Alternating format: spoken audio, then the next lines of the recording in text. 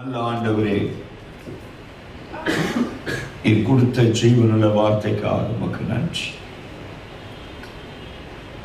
இந்த வசனத்தை கர்த்தர் ஆசீர்வதித்து தாரும். களிமண்ணான என்னை உடைய சன்னிதானத்திலே அர்ப்பணிக்கிறேன்.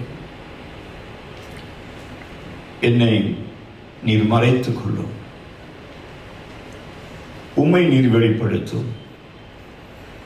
நீர் கொடுக்கிற வார்த்தைகளை பேசும்படி நீர் என்னை ஆவிக்குள்ளாக மாற்றும். என் மனுஷீகம் தலை தூக்காதபடி காத்துக்கொள்ளும். தாழ்த்தி உடைய கரத்திலே கொடுக்கிறேன், இயேசுவின் நாமத்தில் பிதாவே, ஆமென். அல்லேலூயா. கரங்களை உயர்த்தி ஆண்டவரை மகிமைப்படுத்துவோம். அல்லேலூயா, அல்லேலூயா. கர்த்தர் நம்மை ஆசீர்வதிப்பாராக. மறுபடியுமாக அந்த வசனங்களை நாம் வாசிக்கலாம். அந்த வசனத்தை எல்லாரும் நல்லா கவனிங்க. 6வது பக்கத்துல 6வது அதிகாரத்துல 11வது வசனம் முதல் வாசிக்கப்படுகிறது. வசனத்தை கவனிங்க. வசனத்தை வாசிக்கும் போது வசனத்தை கவனிங்க. நான் பேசும்போது என்ன கவனிங்க. கர்த்தர் உங்களை ஆசீர்வதிப்பார். வாசிக்கலாம். பூமியானது தேவனுக்கு முன்பாக சீர்கெட்டதாய் இருந்தது. பூமி கொடுமையினால் நிறைந்திருந்தது. தேவன் பூமியை பார்த்தார். இதோ அது சீர்கெட்டதாய் இருந்தது. மாம்சமான யாவரும் பூமியின் மேல் தங்கள் வழியை கெடுத்துக் கொண்டிருந்தார்கள். அப்பொழுது தேவன் நோவாவை நோக்கி, மாம்சமான யாவரின் முடிவும் எனக்கு முன்பாக வந்தது. அவர்களாலே பூமி கொடுமையினால் நிறைந்தது. நான் அவர்களை பூமியோடு கூட அழித்து போடுவேன்.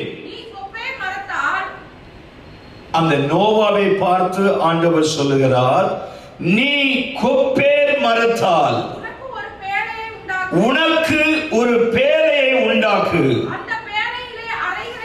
அந்த பேழையிலே அறைகளை உண்டு பண்ணி அதை உள்ளும் புறமுமாக கீழ்பூசு. அந்த பேழையை நீ பண்ண வேண்டிய விதம் என்னவென்றால், பேழையின் நீளம் 300 முழம், அதனுடைய அகலம் 50 முழம், அதனுடைய உயரம் 30 முழம் இருக்க வேண்டும். அந்த பேழைக்கு ஒரு சன்னலை உண்டு பண்ண வேண்டும்.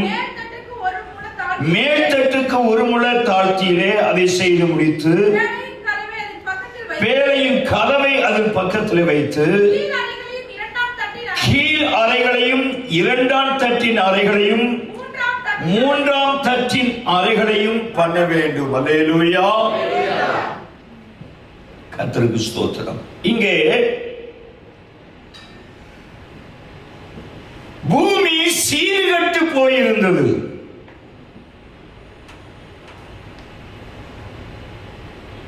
பூமியில் உள்ள ஜனங்கள்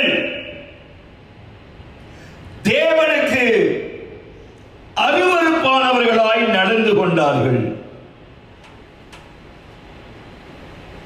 தேவன் விரும்பாததை செய்து கொண்டு வந்தார்கள். தேவன் ஏற்றுக்கொள்ள முடியாததை நடப்பித்துக் கொண்டு வந்தார்கள். ஆனபடியினாலே ஆண்டவர் அங்க ஒரு மனிதனை அனுப்பினார். அவருடைய பேர் நோவா. நோவா என்கிற ஒரு மனுஷனை தேவன் அங்கே அனுப்பி அந்த ஜனங்களை எச்சரிக்கும்படியாக சொன்னார். ஆண்டவர் சொன்ன எச்சரிப்பை ஜனங்களுக்கு அந்த நோவா அறிவித்தான். ஜனங்களோ நோவாவின் வார்த்தைக்கு கீழ்ப்படிய மறுத்தார்கள். ஆகவே இந்த பூமியை அழிப்பதே அன்றி வேறு வழி இல்லை என்பதை ஆண்டவர் அறிந்து அதற்கு முன்னதாக ஒன்று செய்ய வேண்டும் என்று நினைத்தார். அதே பூமியிலே நோவா என்கிற ஒரு மனிதன் குடும்பமாக இருக்கிறான். அவனுக்கு 3 குமாரர்கள், சேம், காம், யாபேத். அருமையானவர்களே, இந்த நோவாவின் குடும்பம் தேவனுக்கு பிரியம் உள்ளவர்களாக ஜீவித்தார்கள். இந்த நோவா தேவனுக்கு ஒரு நீதிமானாக ஜீவித்தான்.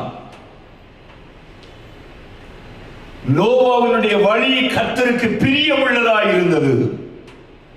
ஆனபடினாலே பூமியின் ஜனங்களோடு கூட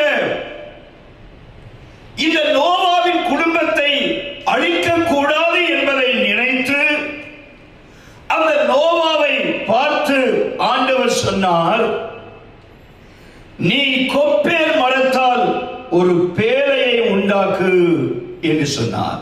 அல்லேலூயா, அல்லேலூயா. ஆண்டவருக்கு மகிமை உண்டாவதாக. கர்த்தர் நோவாவை பார்த்து சொன்னார், பேழையை உண்டாக்கும்படியாக.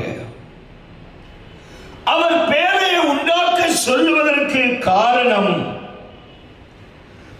பூமியெல்லாம் சீர்கெட்டு போயிருந்தது. ஆகவே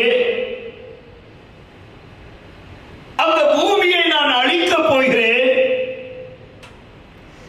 நீயும் உன்னுடைய குடும்பமும் பாதுகாக்கப்படும்படியாக ஒரு பேழையை உண்டாக்கு என்று ஆண்டவர் அந்த நீதிமானாகிய அந்த உத்தமனாயிருக்கிற நோவாவை பார்த்து கர்த்தர் சொன்னார். அந்த பேழையை எப்படி உண்டு பண்ண வேண்டும், எத்தனை அடி நீளம் இருக்க வேண்டும், எவ்வளவு அகலம் இருக்க வேண்டும், எவ்வளவு உயரம் இருக்க வேண்டும், எத்தனை தட்டு இருக்க வேண்டும், எங்கு சன்னல் வைக்க வேண்டும், எங்கு கதவு வைக்க வேண்டும், எல்லாவற்றையும் கர்த்தர் தெளிவாக இந்த நோவாவினிடத்தில் சொன்னார். கர்த்தர் எப்படியெல்லாம் செய்யும்படி சொன்னாரோ அதன்படியே நோவாவும் செய்து முடித்தார். அல்லேலூயா, அல்லேலூயா. அருமையானவர்களே, அந்த பேழையை எந்த மரத்திலே செய்ய வேண்டும் என்கிற அந்த மரத்தினுடைய பெயரையும் ஆண்டவர் தெளிவாக சொன்னார். ஏனென்றால் மரம் என்று சொன்னால் அநேக விதமான மரங்கள் இருக்கும்.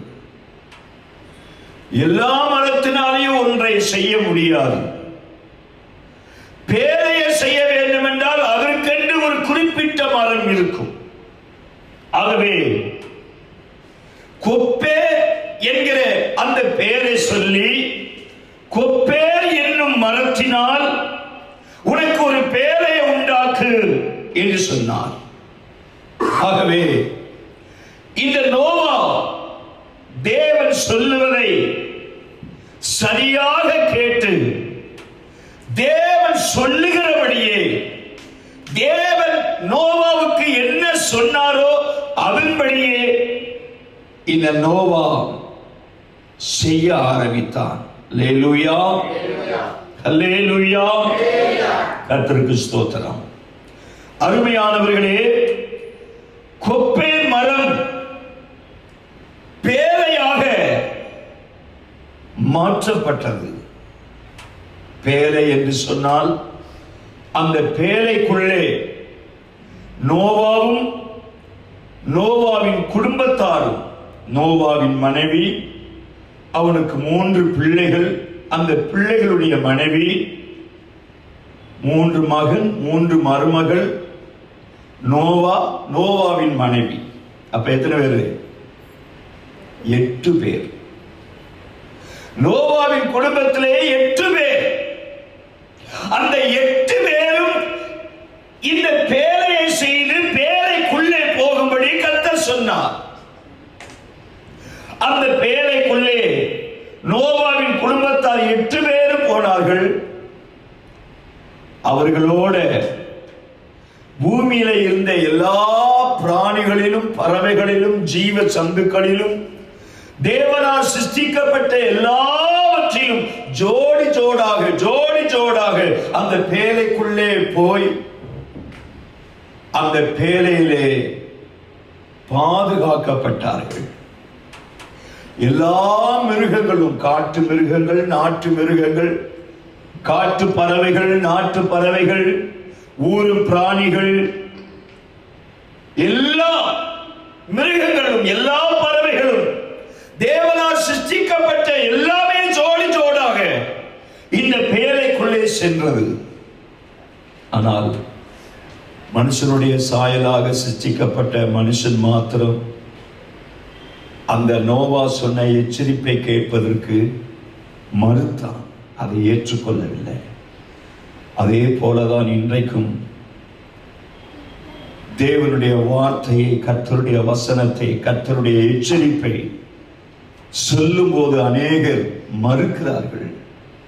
அதற்கு கீழ்ப்படியே செவி கொடுக்க பின்வாங்குகிறார்கள், மறுதளிக்கிறார்கள்.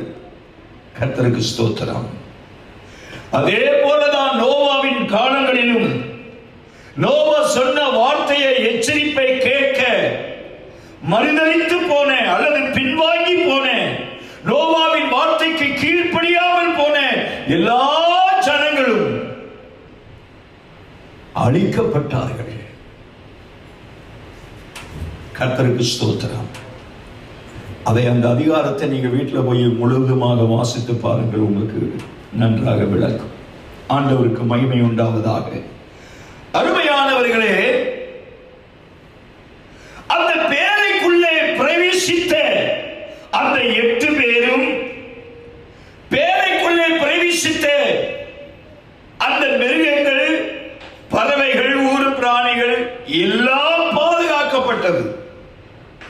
பேழைக்கு வெளியே இருக்கிற எல்லா மிருகங்களும், எல்லா ஜனமும், மனுஷனும் மனுஷியும் மரித்து போய்விட்டார்கள். கர்த்தருக்கு ஸ்தோத்திரம். எல்லாவற்றையும் அழிப்பேன் என்று சொன்னவர், அதற்கு ஆண்டவர் நேரத்தை, காலங்களை கொடுத்திருந்தால், ஆண்டவர் கொடுக்கப்பட்ட காலத்திலும் அவர்கள் மனம் திரும்ப மறுத்தார்கள். தேவனுடைய வார்த்தையை ஏற்றுக்கொள்ள அவர்கள் பின்வாங்கினார்கள். கர்த்தருடைய சத்தத்திற்கு கீழ்ப்படிய மனமற்று போனார்கள். ஆனபடினாலே தான் கர்த்தர் அந்த பட்டணத்தின் ஜனங்களை அழித்தார் என்று நாம் வாசிக்கிறோம். ஆனால் பேழைக்குள்ளே போனவர்கள் பாதுகாக்கப்பட்டார்கள். பேழைக்குள்ளே சென்றவர்கள் தேவனுடைய பாதுகாப்பை பெற்றுக் கொண்டார்கள். அல்லேலூயா. பாதுகாக்கும்படியாகவே அந்த பேழை கொடுக்கப்பட்டது. அந்த பேழையை செய்யும்படியாக கர்த்தர் சொன்னார். ஆண்டவருக்கு ஸ்தோத்திரம். அதே போல பேழை என்பது தேவனுடைய சபை என்பதை மறந்து போக வேண்டாம். ஆண்டவருக்கு ஸ்தோத்திரம். அருமையானவர்களே, சபையாக பேழைக்குள்ளே பிரவேசிக்கிறவர்கள் பாதுகாக்கப்படுவது உண்மை. சபையாகிய பேழைக்குள்ளே வருகிறவர்கள் தேவனால் காக்கப்படுவது உண்மை. ஆனால் சபையை அசட்டை செய்கிறவர்கள், சபைக்குள்ளே வராதவர்கள், அவர்களுக்கு எந்த விதத்திலே ஆபத்து வருமோ, எந்த விதத்திலே அழிவு வருமோ சொல்ல தெரியாது, கேரண்டி கிடையாது. ஆண்டவருக்கு ஸ்தோத்திரம். அப்படி என்று வேதம் சொல்லுகிறது, நான் சொல்லவில்லை. கர்த்தருடைய வார்த்தை அமிதமாய் சொல்லுகிறது. உங்களுக்கு பாதுகாப்பு வேண்டும் என்றால் சபையாகிய பேழைக்குள்ளே நாம் வந்திருக்க வேண்டும். உங்களை பாதுகாக்கும்படியாகத்தான் கர்த்தர் அன்றைக்கு நோவாவினிடத்திலே பேழையை உண்டு பண்ண சொன்னது போல இன்றைக்கு தேவன் பூமியிலே சபையாகிய பேழையை உண்டு பண்ணி வைத்திருக்கிறார். ஆங்காங்கே ஜனங்கள் பாதுகாக்க வேண்டும் என்பதற்காக. ஏனென்றால் நோவாவின் காலத்தில் எப்படி நடந்ததோ அதே போல மனுஷகுமாரனுடைய காலத்தில் நடக்கும் என்று சொல்லப்பட்ட வசனத்தின்படியாக இன்றைக்கு பூமியானது சீர்கட்டு போய் கொண்டிருக்கிறது. நாளுக்கு நாள் அக்கிரமங்கள் பெருகிக் கொண்டே இருக்கிறது. நாளுக்கு நாள் பூமியிலே பாவம் பெருகிக் கொண்டே இருக்கிறது. அநியாயம், அக்கிரமம், மீறுதல், பொய், புரட்டு, களவு, கொலை, கொள்ளை, விபத்துகள், உபச்சாரங்கள், வேசித்தனங்கள், அருவருப்பான செய்கைகள் இன்றைக்கு தேசத்திலே வளர்ந்து கொண்டே வருகிறது, பெருகிக் கொண்டே வருகிறது. தேவன் தம்முடைய நீதிமானாகிய ஊழியக்காரர்களை தேசத்திலே ஆங்காங்கே அனுப்பி தேசத்திற்கு சமாதானம் என்கிற எச்சரிப்பின் சத்தத்தை ஆண்டவர் தொனிக்க செய்து கொண்டிருக்கிறார். ஆனால் ஜனங்களோ அன்றைக்கு எப்படி கீழ்ப்படிய மறுத்தார்களோ அதே போல இன்றைக்கும் உள்ள ஜனங்கள் கீழ்ப்படிய மறுக்கிறார்கள். இந்த வேத வசனத்தை ஏற்றுக்கொள்ள செவி கொடுக்க பின்வாங்குகிறார்கள். ஆகவே அவர் அழிப்பதே அன்றி வேற வழி இல்லை. ஆகவே இந்த பூமிக்கு அழிவு நாட்கள் நெருங்கி வந்து கொண்டிருக்கிறது என்பதை மறந்து போக வேண்டாம் தேவ பிள்ளைகளே. உலக மனுஷனோடு கூட நீங்கள் அழிந்து போகாமல் இருக்க வேண்டும் என்றால், நீங்கள் பாதுகாக்கப்பட வேண்டும் என்றால், உங்களுக்காக ஆயத்தமாக்கப்பட்டிருக்கிற பாதுகாப்பான தேவனுடைய சபையாகிய பேரைக்குள்ளே நீங்கள் பிரவேசிக்க வேண்டும். அல்லேலூயா, அல்லேலூயா, அல்லேலூயா. ஆண்டவருக்கு மகிமை உண்டாவதாக. ஜனங்களுக்கு பாதுகாப்பு கொடுக்கிற ஒரு பேரை தான் கர்த்தர் உண்டாக்கப்பட்ட சபை என்பதை மறந்து போக வேண்டாம். இந்த சத்தத்தை கேட்டுக் கொண்டிருக்கிற நீங்கள் யாராக இருப்பினும் தேவன் உண்டாக்கப்பட்ட, தேவனால் ஏற்படுத்தப்பட்ட சபையை விட்டுவிடாதிருங்கள். சபையை புறக்கணிக்காதிருங்கள். சபையை அலட்சியப்படுத்தாதிருங்கள். சபைக்குள்ளே நீங்கள் வரும்போதெல்லாம் தேவனுடைய சத்தத்திற்கு கீழ்ப்படிந்தவர்களாக நீங்கள் சபைக்குள்ளே வந்து கர்த்தருடைய ஆசீர்வாதத்தை நீங்கள் பெற்றுக்கொண்டு போவீர்கள். அல்லேலூயா. தேவனுடைய பாதுகாப்பு உங்களுக்கு கிடைக்கும் என்பதிலே சந்தேகம் இல்லை. அல்லேலூயா. ஆண்டவருக்கு ஸ்தோத்திரம். ஒரு வசனத்தை கூட வாசிக்க விரும்புகிறேன். 2 கொரிந்தியர் 6வது அதிகாரம்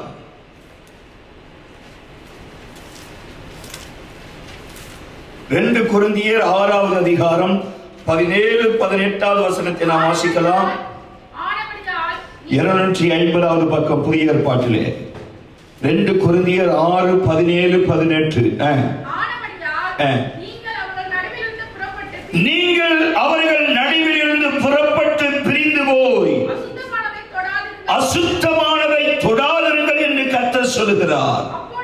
அப்பொழுது நான் உங்களை ஏற்றுக்கொண்டு உங்களுக்கு நான் பிதாவாய் இருப்பேன், நீங்கள் எனக்கு குமாரரும் குமார்த்திகளுமாய் இருப்பீர்கள் என்று சர்வ வல்லமையுள்ள கர்த்தர் சொல்லுகிறார். அல்லேலூயா. சபையாக உருவாக்கப்பட வேண்டும் என்றால் இந்த 17வது வசனத்தில் சொல்லப்பட்டிருக்கிறது, நீங்கள் அவர்கள் நடுவில் இருந்து புறப்பட்டு பிரிந்து போய் பிரிக்கப்பட வேண்டும். பிரித்தெடுக்கப்பட்டவர்களாய் இருக்க வேண்டும். சபைக்குள்ளே வருகிறவர்கள் யார் என்றால் பிரித்தெடுக்கப்பட்ட கூட்டம் மாத்திரம்தான். எங்கே இருந்து பிரித்தெடுக்கப்பட வேண்டும்? உலகத்தில் உள்ள ஜனங்களிடத்தில் இருந்து. அசுத்தமானதை நடப்பிக்கிற ஜனங்களிடத்திலிருந்து நீங்கள் பிரித்தெடுக்கப்பட வேண்டும். அருவருப்பாய் நடக்கிற ஜனங்களிடத்திலிருந்து நீங்கள் பிரித்தெடுக்கப்பட வேண்டும். கர்த்தருடைய வார்த்தையை ஏற்றுக்கொள்ள மனமற்ற ஜனங்களிடத்திலிருந்து நீங்கள் பிரித்தெடுக்கப்பட வேண்டும். கர்த்தருடைய எச்சரிப்புக்கு கீழ்ப்படியாத வேண்டும். பாவமும் அக்கிரமும் செய்து கொண்டிருக்கிற ஜனங்களிடத்திலிருந்து நீங்கள் பிரித்தெடுக்கப்பட வேண்டும். பொய்யையும் களவையும் நடப்பித்து ஆண்டவருக்கு கோபம் ஊட்டுகிற ஜனங்களிடத்திலிருந்து நீங்கள் பிரித்தெடுக்கப்பட வேண்டும். அப்படி பிரித்தெடுக்கப்பட்ட கூட்டம் தான் சபையாகிய சபைக்குள்ளே வருகிற கூட்டம். அல்லேலூயா, அல்லேலூயா, அல்லேலூயா. நீங்கள் உலகத்திலே வாழ்ந்தாலும், நீங்கள் பூமியிலே வாழ்ந்தாலும், நீங்கள் பிரித்தெடுக்கப்பட்ட கூட்டம் என்பதை மறந்து போக வேண்டாம்.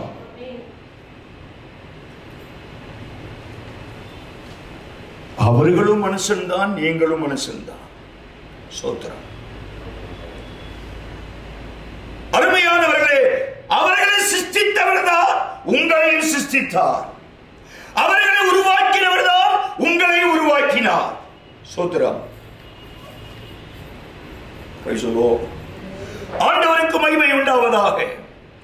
ஆனால் கர்த்தர் உங்களை தமக்கென்று பிரித்தெடுத்திருக்கிறார். கர்த்தர் உங்களுக்கு பாதுகாப்பு தரும்படியாக, உங்களுக்கு அடைக்கலம் தரும்படியாக, உங்களுக்கு அரணும் கோட்டையுமாய் இருக்கும்படியாக, கர்த்தருக்கு ஸ்தோத்திரம், இந்த பூமிக்கு வரப்போகிற அழிவிலிருந்து நீங்கள் தப்பித்துக் கொள்ளும்படியாக உங்களை ஆண்டவர் அவர்கள் நடுவிலிருந்து பிரித்தெடுத்து, உங்களை அவர்களிடத்திலிருந்து பிரித்து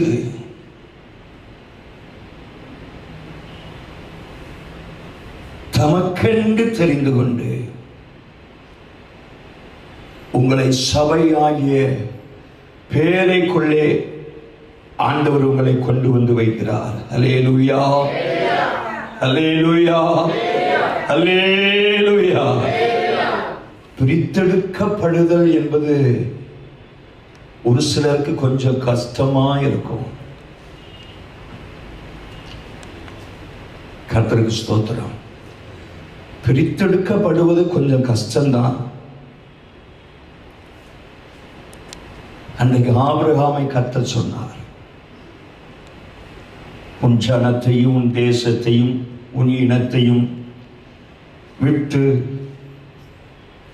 நான் உனக்கு காண்பிக்கும் தேசத்துக்கு போ என்று ஆண்டவர் சொன்னார். கர்த்தருடைய பாதுகாப்பு உனக்கு தேவை என்றால், கர்த்தர் உனக்கு அரணும் கோட்டையுமாய் இருக்க வேண்டும் என்றால், கர்த்தர் தருகிற சகல நன்மையும் நீ பெற்றுக்கொள்ள வேண்டும் என்றால், நீ பிரித்தெடுக்கப்பட்டே ஆக வேண்டும். அல்லேலூயா. அப்படி பிரித்தெடுக்கப்படுவதற்கு உனக்கு மனமற்றி இருந்தால் நீயும் அவர்களோடு கூட அழிவது நிச்சயம். அதில் சந்தேகம் இல்லை. இன்றைக்கு உலகத்திலே பயங்கரமான சம்பவங்கள் எல்லாம் ஆங்காங்கே நடந்து கொண்டிருக்கிறதை நாம் கேள்விப்படுகிறோம். பூமி அதிர்ச்சிகள், நிலநடுக்கங்கள், எத்தனையோ மாடி பல மாடி கட்டிடங்கள் எல்லாம் அப்படியே சரிந்து விழுகிறது. ஜப்பான்ல ஏற்பட்ட அந்த நிலநடுக்கத்திலே பல மாடி கட்டிடங்கள், அண்ணாந்து பார்க்கக்கூடிய அளவுக்கு இருக்கிற பெரிய பெரிய கட்டிடங்கள் எல்லாம் அப்படியே சரிந்து தரைமட்டமாகிறது. கொஞ்ச நேரத்தில் கண்ணை மூடி முடிக்கிறதுக்குள்ள இந்த சம்பவம் நடக்குது. பல இடங்களிலே இப்படி நடக்கிறது. பல தேசத்திலே நடந்து கொண்டிருக்கிறது.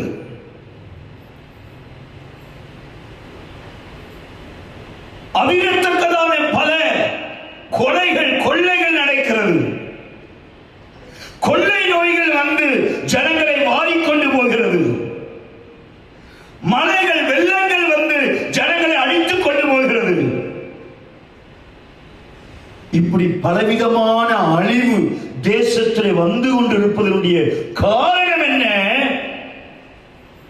பூமி சீர்கட்டு போய் கொண்டிருக்கிறது. அழிப்பதற்கு காரணம் என்ன? ஜனங்கள் கொத்து கொத்த அந்த செய்தியை பார்க்கும்போது கேட்பதற்கு நமக்கு வேதனையாக இருக்கிறது. அதை ஏற்றுக்கொள்ள முடியவில்லை, சகித்துக் கொள்ள முடியவில்லை. பார்ப்பதற்கே நமக்கு கடினமாயிருந்தா அதை அனுபவிக்கிறவங்களுக்கு எவ்வளவு கஷ்டமா இருக்கும். அந்த ஊர்ல உள்ளவங்க, அந்த குடும்பத்தை சார்ந்தவங்க எத்தனை பேர் தாயை இழந்து, தகப்பனை இழந்து, பிள்ளைகளை இழந்து, உடன்பிறப்புகளை இழந்து, எத்தனை பேர் பரிதாபத்தில் இருக்கிறாங்க. கையை இழந்து, காலை இழந்து, தன்னுடைய சரீர உறுப்புகளை இழந்து, தன்னுடைய பார்வை இழந்து, இப்படிப்பட்ட சம்பவங்கள் ஏன் இந்த பூமியில நடக்கிறது? மனுஷனுடைய அக்கிரமம், மனுஷனுடைய பாவம். சோத்ரா, கடந்த மாதத்திலே நான் முடிதிருத்தம் செய்யும்படி கடைக்கு சென்றிருந்தேன். அந்த கடையில ஒரு சிலர் கூடி அவர்களாகவே பல காரியங்களை பேசிக் கொண்டிருந்தாங்க. உலகத்தில் நடக்கிற சம்பவங்கள்லாம் பார்க்கும்போது சீக்கிரம் இந்த பூமி ஒண்ணும் இல்லாம போயிரும் போல, சீக்கிரம் இந்த பூமி எல்லாம் அழிஞ்சு போயிரும் போல அப்படின்னு ஒருத்தர் சொல்றாரு. இன்னொருத்தர் சொல்றாரு, அழிஞ்சு போகட்டும்டா, எந்த பையனும் சொல்லி இருக்க மாட்டான், செய்கிறதைத்தான் செஞ்சுக்கிட்டே இருக்கான். ஒவ்வொருத்தரும் செய்கிற காரியம் நம்மால சகிக்க முடியல, கொடூரமான காரியெல்லாம் செய்யறான், அருவருப்பான காரியங்கள்லாம் நடப்பிக்கிறான். எவனும் திருந்து விடுறதுக்கு வழி இல்லை, செத்து மடியிட்டுண்டா, அப்படியே அது போய் சேரும். சோத்திரம். அப்படி என்று பலரும் பலவித கருத்துக்களை சொல்லி அவங்களாவே பேசிக்கிட்டு இருக்காங்க. நான் கேட்டுக்கிட்டே இருந்தேன், நான் எதுவும் பேசல. சோத்திரம். அருமையானவர்களே, எல்லா ஜனங்களும் ஒத்துக்கொள்கிறார்கள். இதுவரைக்கும் நடந்திராத சம்பவங்கள் இன்னைக்கு நடந்து கொண்டிருக்கிறது என்றால் பூமியிலே சீர்கேடுகள் அதிகரித்து விட்டன. கடவுளால், இறைவனால் தாங்கிக் கொள்ள முடியவில்லை. ஆகவே தான் இறைவன் இப்படிப்பட்ட ஆபத்தை வருவித்துக் கொள்கிறார் என்று சொல்லி அவர்களாகவே பேசிக் கொள்கிறார்கள். வேதமும் அதைத்தான் சொல்லுகிறது. நம்முடைய கையிலே இருக்கிற வேதம் தான், வேதத்தில் எழுதப்பட்ட வார்த்தைகள் தான் இன்றைக்கு உலகத்திலே நடந்து கொண்டிருக்கிறது. வேதத்தில் எழுதப்படாத எந்த வார்த்தையும் இந்த உலகத்திலே இதுவரைக்கும் நடந்ததும் இல்லை, இனிமேல நடக்க போகிறதும் இல்லை. இதுவரைக்கும் என்ன நடந்தது, இப்ப என்ன நடந்து கொண்டிருக்கிறது, இனிமேல என்ன நடத்த போகிறது, எல்லாமே நம்முடைய பரிசுத்த வேதாகமத்திலே தெளிவாக எழுதப்பட்டிருக்கிறது. அதற்கு பேருதான் இது தீர்க்கதரிசன வார்த்தை. ஆண்டவருக்கு ஸ்தோத்திரம். இந்த வார்த்தை ஒவ்வொன்று வல்லமை உள்ளது, ஜீவன் உள்ளது. ஒவ்வொரு எழுத்திற்கு ஒரு கமா புஸ்தகத்துக்கு கூட வல்லமை இருக்கு, ஜீவன் இருக்கு. அப்படிப்பட்ட வார்த்தை தான் இந்த புத்தகம். இந்த புத்தகத்தை நீங்க கையில தூக்கிட்டு வந்தாலே உங்களுக்கு ஒரு ஆசீர்வாதம். அல்லேலூயா. அதனால தான் பைபிளை எடுக்காம சர்ச்சுக்கு வரக்கூடாதுன்னு நாங்க சொல்றோம். இந்த பைபிளை நீங்க தூக்கி சுமந்தாலே அது உங்களை தூக்கி சுமக்கும். அல்லேலூயா, அல்லேலூயா, அல்லேலூயா. அவ்வளவு வல்லமை சக்தி இந்த பைபிளுக்கு உண்டு. சோத்திரம். வேற எந்த புஸ்தகத்திற்கு இல்லாத ஒரு சக்தி இந்த பரிசுத்த வேதாகமத்திற்கு உண்டு. இது சாதாரண புக்கு இல்ல. கர்த்தருக்கு ஸ்தோத்திரம். இது தீர்க்கதரிசன புக்கு. இது வல்லமை நிறைந்த வார்த்தை. இது உலகத்தை மாற்றும், மனுஷனை மாற்றும்.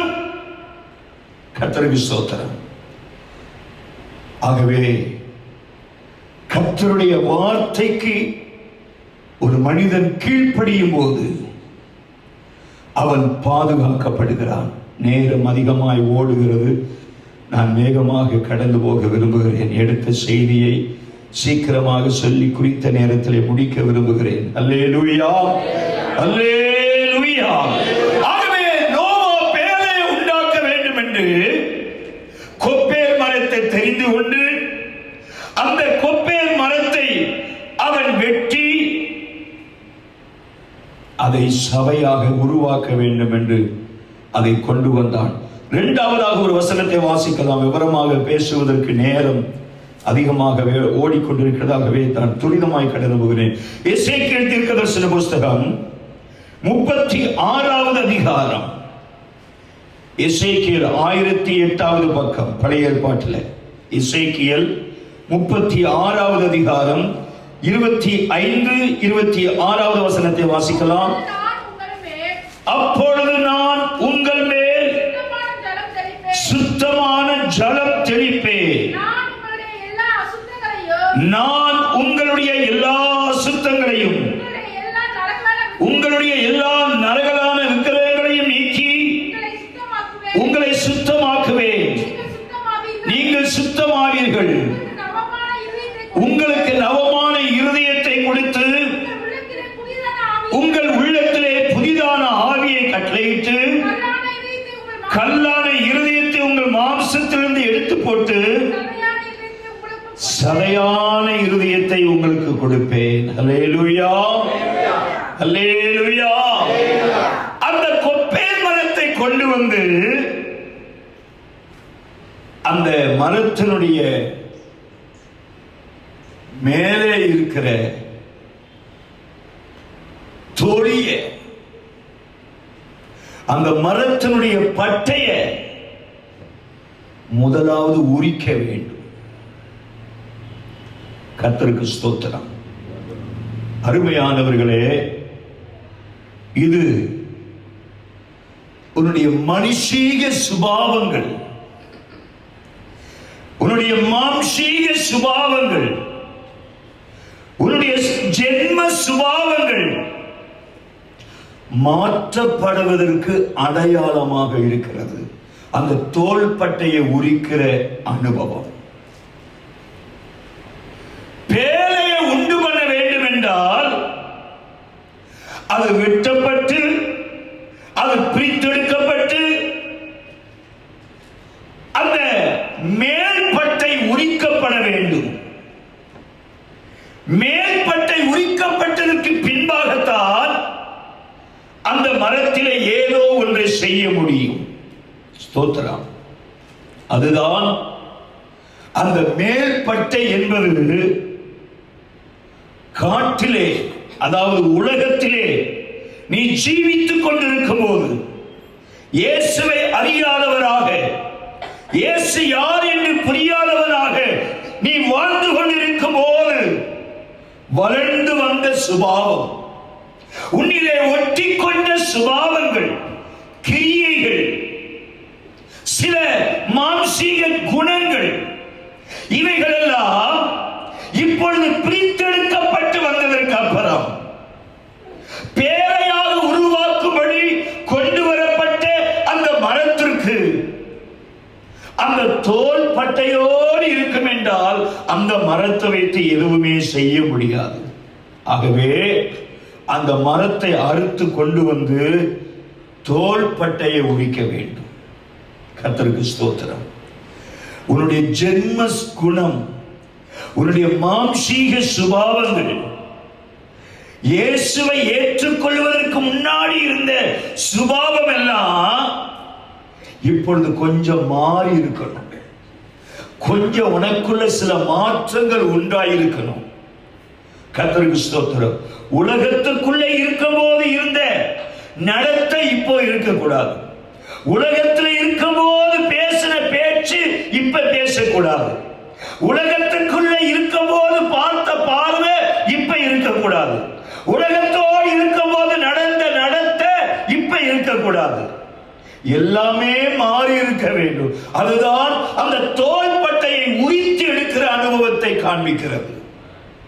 கர்த்தருக்கு ஸ்தோத்திரம். அப்போதுதான் நீ சபைக்குள்ளே வர முடியும். நீ சபையாக மாற முடியும். நீ பாதுகாக்கப்படுகிறது மாத்திரமல்ல, மற்றவர்களுக்கு பாதுகாப்பின் பேழையாக நீ மாற முடியும். அல்லேலூயா. கர்த்தர் உன்னை பாதுகாக்கிறது மாத்திரமல்ல, கர்த்தர் உனக்கு அடைக்கலமாய் இருக்கிறது மாத்திரமல்ல, நீ மற்றவர்களையும் அடைக்கலத்திற்கு நேராக நடத்தப்பட முடியும். அல்லேலூயா. மூன்றாவதாக எபிரேயர் 4வது அதிகாரம் 12வது வசனம். 300வது பக்கம் புதிய ஏற்பாட்டில் 300வது பக்கம் எபிரேயர் 4வது அதிகாரம் 12வது வசனம். தேவனுடைய வார்த்தையானது ஜீவனும் வல்லமையும் உள்ளதாயும் இருபுறமும் கருக்குள்ள எந்த பட்டயத்திலும் கருக்கானதாயும் ஆத்துமாவையும் ஆவியையும் கணுக்களையும் ஊனையும் பிரிக்கத்தக்கதாக உருவ குத்துகிறதாயும் இருதயத்தின் நினைவுகளையும் யோசனைகளையும் வகை அறுக்கிறதாயும் இருக்கிறது. அல்லேலூயா, அல்லேலூயா. மூன்றாவதாக அந்த கொப்பேல் மரம் இப்பொழுது தோள்பட்ட உருத்தாயிற்று. மூன்றாவதாக செய்ய வேண்டியது அதை நன்றாய் செதுக்க வேண்டும். பேலை செய்வதற்கு ஏற்றதாக அது நன்றாய் செதுக்கப்பட வேண்டும். ஆகாதவைகள் எல்லாம் அறுக்கப்பட வேண்டும். அது மென்மையாக்கப்பட வேண்டும். கர்த்தருக்கு ஸ்தோத்திரம். தேவனுடைய வார்த்தை, தேவனுடைய வசனம் உனக்குள்ளாக போகும்போது அந்த வார்த்தையாகிய வசனம் உனக்குள்ளே இருக்கிற ஆகாத சுபாவங்களை அதை அறுத்து அதை வெட்டி வெளியே அனுப்பி கொண்டே இருக்கும். அல்லேலூயா. ஏனென்றால் இங்கு சொல்லப்பட்டிருக்கிறது, கர்த்தருடைய வார்த்தையானது ஜீவனும் வல்லமையும் உள்ளதாயும் இருபுறமும் கருக்குள்ள பட்டயம். சோத்திரம். இருபுறம் கருக்குள்ள பட்டயம்னா பிரசங்கம் பண்ற எங்களையும் வெட்டும், வசனத்தை கேட்கிற உங்களையும் வெட்டும். சோத்திரம். அதுதான் இருபுற கருக்குள்ள பட்டயம். கர்த்தருக்கு மகிமை உண்டாகட்டும். கோடாரியை வைத்து வெட்டுகிற மனுஷனையும் அது சரியாக்கும், வெட்டை வாங்குகிற மரத்தையும் அது சீர்படுத்தும். அதுதான் இருபுற கருக்குள்ள பட்டயம் என்பதற்கு அடையாளம். தேவனுடைய வசனமானது, தேவனுடைய வார்த்தையானது ஜீவனும் வல்லமையும் உள்ளது. அது இருபுறமும் கருக்குள்ள பட்டயம். வசனத்தை பிரசங்கிக்கிற ஊழியக்காரர்களாக எங்களையும் அது செதுக்கி சீர்படுத்த வேண்டியவைகளை எங்களுடைய வாழ்க்கையில எதெல்லாம் சீர்படுத்தணுமோ அதையும் இந்த வசனம் சீர்படுத்தும். வசனத்தை கேட்கிற உங்களையும் அது சீர்படுத்தும். அல்லேலூயா, அல்லேலூயா. வாலிபன் தன் வழியை எதினால் சுத்தம் பண்ணுவான். வசனத்தின்படி, வசனத்தின்படி காத்து கொள்ளும் போது, வசனத்திற்கு கீழ்ப்படியும் போது, கர்த்தருடைய வேதம் குறைவற்றது, ஆத்துமாவை உயிர்ப்பிக்கிறது என்று வேதம் சொல்லுகிறது. 19ஆம் சங்கீதத்திலே ஏராளமான வசனங்கள் சொல்லிக் கொண்டே இருக்கலாம். ஆண்டவருக்கு ஸ்தோத்திரம். அருமையானவர்களே, ஆகவே கர்த்தருடைய பேழையாக உண்டாக்கப்படுவதற்கு தேவனுடைய வசனத்திற்கு, தேவனுடைய வார்த்தைக்கு நீ முற்றிலும் கீழ்ப்படிய வேண்டும். அந்த வசனமாகிய வார்த்தை உன்னை செதுக்கும் போது, வசனமாகிய வார்த்தை உன்னை அறுக்கும் போது, உன்னை குத்தும் போது, ஸ்தோத்திரம், நீ அதற்கு இணங்கி கொடுக்கணும், வளைஞ்சு கொடுக்கணும். அந்த வசனத்துக்கு வளைஞ்சுனா அதுக்கு கீழ்ப்படியணும், அதுக்கு உன்னை அர்ப்பணிக்கணும். அதுதான் வளைஞ்சு கொடுக்கிறது.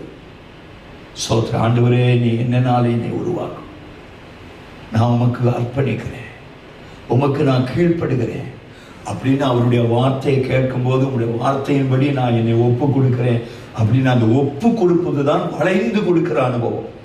அல்லேலூயா, அல்லேலூயா.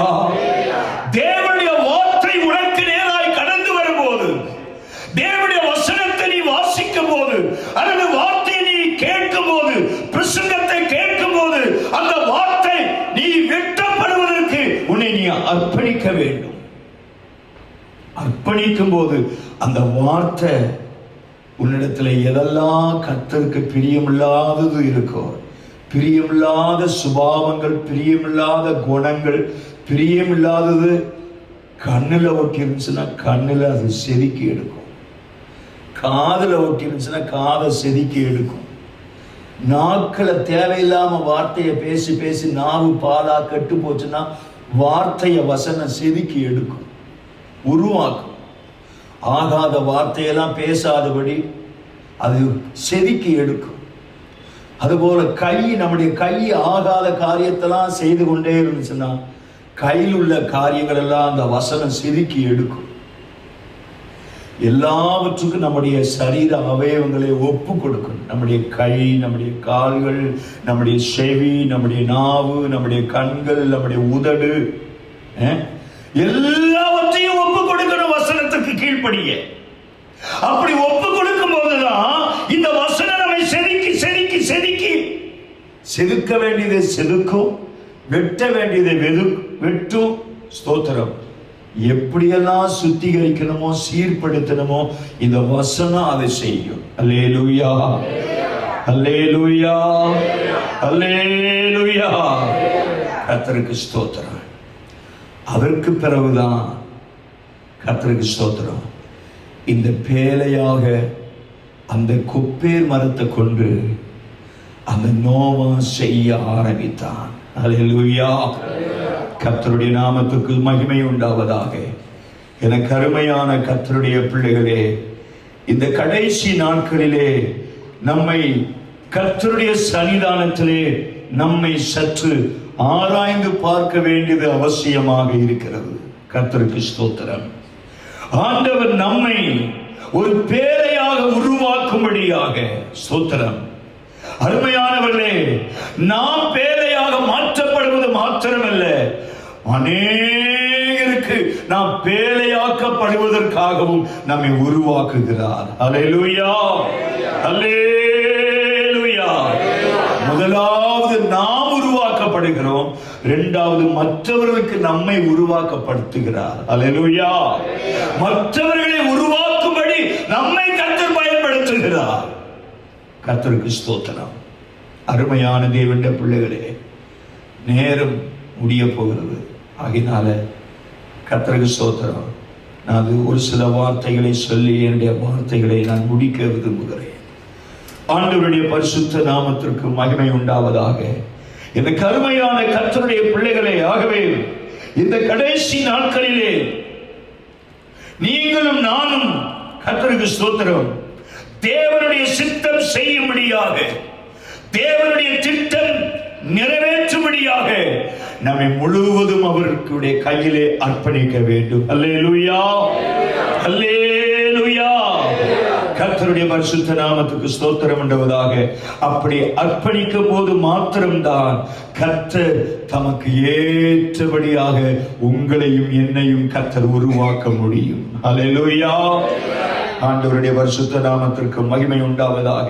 அருமையான கர்த்தருடைய ஜனமே, ஆகவே கர்த்தருக்கு ஸ்தோத்திரம் பண்ணுவதாக. இந்த கடைசி நாட்களிலே கர்த்தருக்கு ஸ்தோத்திரம் பண்ணுவதாக. நம்மை தெய்வ சித்தத்திற்கு நம்மை ஒப்பு கொடுப்பதற்கு நம்மை அர்ப்பணிப்போமாக. 6வது ஆதியாகமம் புஸ்தகத்திலே நாம் வாசித்த பகுதியை நாம் மறுபடியும் நாம் வாசிக்கலாம். அதே 6வது அதிகாரம் 14வது வசனத்தை மறுபடியும் வாசிக்கலாம். ஆதியாகமம் 6:14. உண்டாக்கு, அறைகளை உண்டு பண்ண வேண்டும். அல்லேலூயா. கர்த்தருக்கு ஸ்தோத்திரம். என்ன ஒரு சில வார்த்தைகளை சொல்லி நான் முடிக்க விரும்புகிறேன். கர்த்தருக்கு ஸ்தோத்திரம் உண்டாவதாக. அருமையான தேவனுடைய பிள்ளைகளே, ஆண்டவர் இந்த கொப்பேர் மரத்திலே பேழையை உண்டு பண்ணி அதற்கு அறைகளையும் உண்டு பண்ணும்படி கர்த்தர் சொல்லுகிறார். பேழை ஒன்றுதான், ஆனால் அதற்கு அறை எத்தனை அறை? 3 அறை. அல்லேலூயா. தேவன் ஒருவர் தான், ஆனால் அவர் 3 தன்மை வாய்ந்தவர். பிதா, குமாரன், பரிசுத்த ஆவி.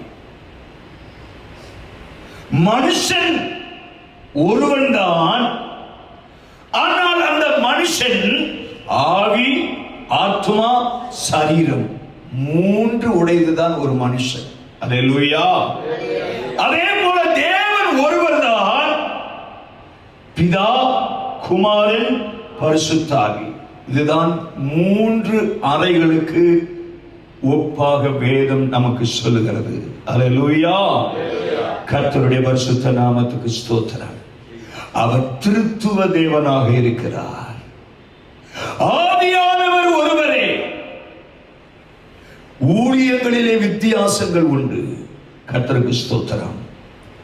நான் அதிகமாய் விவரமாய் சொல்லுவதற்கு நேரம் இல்லை. சுருக்கமாக நான் முடிக்கிறேன். ஆண்டவருக்கு ஸ்தோத்திரம்.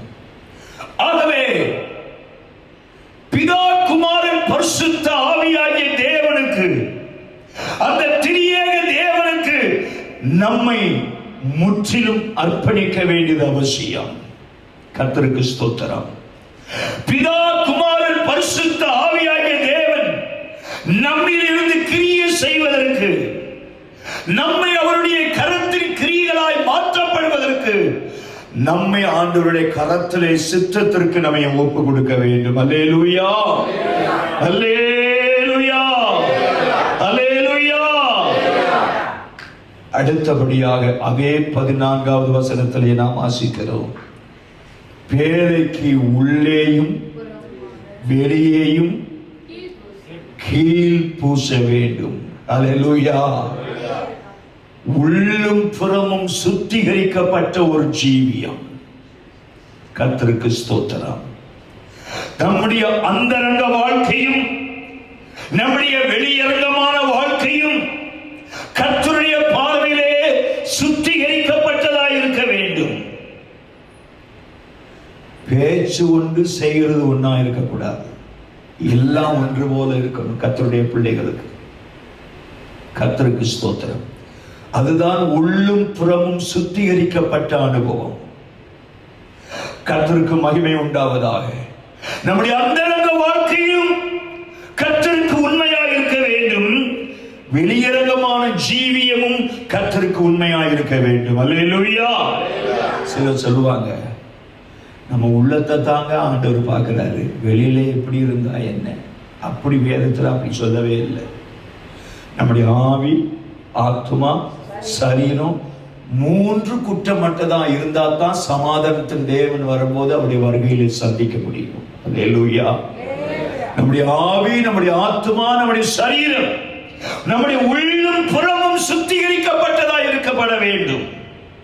அப்போது மாத்திரமே கர்த்தருடைய வருகையிலே நாம் பிரவேசிக்க முடியும்.